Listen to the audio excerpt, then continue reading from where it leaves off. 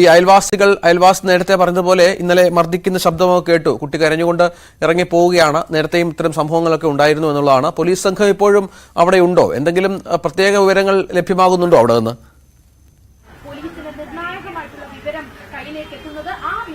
ഒരുപക്ഷെ ഈ വീട് ഇതിന്റെ സാഹചര്യം ഇങ്ങനെയാണ്. ഇതിന്റെ സമീപത്തൊക്കെ ഇങ്ങനെ വീടുകളുണ്ട്. അപ്പോൾ ഈ വീടിനുള്ളിൽ വെച്ച് കുട്ടിക്ക് ക്രൂരമായി മർദ്ദനമേറ്റിരുന്നതായും ആ മർദ്ദനമേറ്റ് കുട്ടിയുടെ നിലവിളി പുറത്തേക്ക് വന്നിരുന്നതായും അങ്ങനെ തുടർച്ചയായി സംഭവങ്ങൾ ആവർത്തിക്കപ്പെട്ടിരുന്നതായും പിന്നീടാണ് ആ കുട്ടി ഇവിടെ നിന്ന് അങ്ങനെ ഇറങ്ങിപ്പോകുന്നത്. അതായത് വളരെ പ്രധാനപ്പെട്ട ഒരു കാര്യം, ഈ 19 വയസ്സുകാരനും ഈ തസ്നിമും ഇവർ മാത്രമാണ് അൻവർ ഹുസൈന്റെ ആദ്യ ഭാര്യയിലുള്ള മക്കൾ.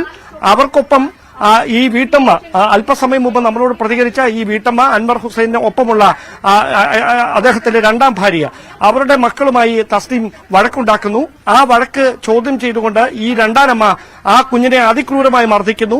ആ മർദ്ദനത്തിൽ മനം നൊന്ത് ആ കുഞ്ഞ് ഈ വീട്ടിൽ നിന്ന് പുറത്തേക്ക് പോവുകയായിരുന്നുവെന്ന ഏറ്റവും പ്രധാനപ്പെട്ട വിവരമാണ് പോലീസിന് ലഭിച്ചിരിക്കുന്നത്. അത് ശരിവെക്കുന്ന തരത്തിലുള്ള പ്രതികരണങ്ങൾ അയൽവാസികളുടെ ഭാഗത്തുനിന്നും കൂടി ഉണ്ടാകുമ്പോൾ ഒരു കാര്യം ഉറപ്പാണ്, ഈ 19 വയസ്സുള്ള ഈ കുട്ടിയുടെ ജ്യേഷ്ഠ സഹോദരനുമായി ഈ കുടുംബവുമായി അകന്ന ബന്ധം മാത്രം സൂക്ഷിച്ചിരുന്ന ജ്യേഷ്ഠ സഹോദരനുമായി ഏതെങ്കിലും തരത്തിൽ ഈ ഫോണിൽ ഇക്കാര്യങ്ങൾ, ഈ മർദ്ദനമേറ്റ കാര്യമോ അല്ലെങ്കിൽ മറ്റു വിവരങ്ങളോ അറിയിക്കാൻ ഇവർ തയ്യാറായിരുന്നു എന്നതടക്കമുള്ള കാര്യങ്ങൾ കൂടി പുറത്തു വരേണ്ടതുണ്ട്.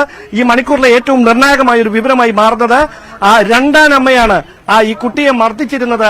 രണ്ടാനമ്മയാണ്. രണ്ടാനമ്മയുടെ ഭാഗത്തുനിന്ന് ക്രൂരമായ മർദ്ദനം ഈ 13 വയസ്സുകാരി കേൾക്കേണ്ടി വന്നിരുന്നു. അതിലുള്ള മനോവിഷമം മൂലമാണ് ഈ 13 വയസ്സുകാരി ഇവിടെ നിന്ന് ട്രെയിൻ കയറി എവിടേക്ക് പോകണമെന്നറിയാതെ കരഞ്ഞുകൊണ്ട് ഒറ്റയ്ക്ക് ഈ വീട് വിട്ട്, ഭാഷ പോലും അറിയാത്ത ഒരു നാട്ടിൽ ഒറ്റയ്ക്ക് ഒരു ട്രെയിനിൽ ഇങ്ങനെ വീട് വിട്ട് പോകേണ്ട ഗതികേടിലേക്ക് പോയത് ഈ കുടുംബത്തിൽ നിന്ന് തന്നെ ഉണ്ടായ മുറിപ്പെടുത്തുന്ന അനുഭവങ്ങളാണ് എന്ന കൃത്യമായ വിവരങ്ങൾ ഉദ്യോഗസ്ഥർക്ക് ലഭിക്കുന്നു. അത് ശരിവെക്കുന്ന തരത്തിലുള്ള പ്രതികരണങ്ങൾ അയൽവാസികളുടെ ഭാഗത്തുനിന്ന് ഉണ്ടാകുന്നു. ഒരു കാര്യം ഉറപ്പാണ്, കുട്ടിയെ കണ്ടെത്തുക എന്നതിനൊപ്പം തന്നെ കുട്ടിക്ക് ഏത് തരത്തിലുള്ള മാനസികമായ പീഡനം അല്ലെങ്കിൽ ശാരീരികമായ ബുദ്ധിമുട്ടുകൾ ഈ ഒരു മർദ്ദനത്തിന്റെ ഭാഗമായി ഇവിടെ നിന്ന് നേരിടേണ്ടി വന്നു എന്നതടക്കമുള്ള കാര്യങ്ങളിലേക്ക് കൂടി പോലീസിന്റെ അന്വേഷണം ഈ ഘട്ടത്തിൽ നീങ്ങുകയാണ്.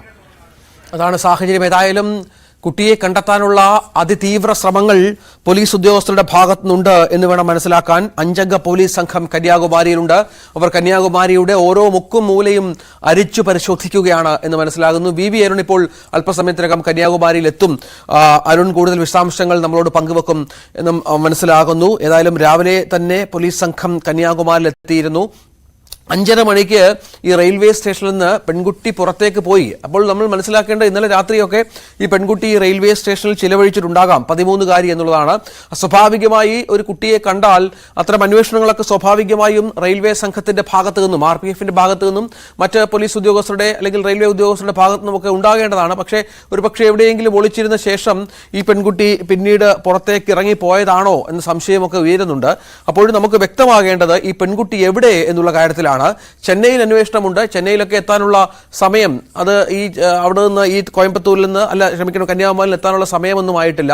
അങ്ങനെയും ചില സൂചനകൾ ലഭ്യമാകുന്നുണ്ട്. പെൺകുട്ടിയുടെ മൂത്ത സഹോദരൻ, അതായത് ഈ ഇയാളുടെ ഈ അച്ഛൻ, ഇപ്പോൾ നമ്മൾ ദൃശ്യങ്ങളിൽ കാണുന്ന അച്ഛന്റെ ആദ്യ ഭാര്യയുടെ മകൻ, അതായത് ഈ തസ്മിദിന്റെ സഹോദരൻ 19 വയസ്സുകാരനാണ് എന്നാണ് മനസ്സിലാക്കുന്നത്.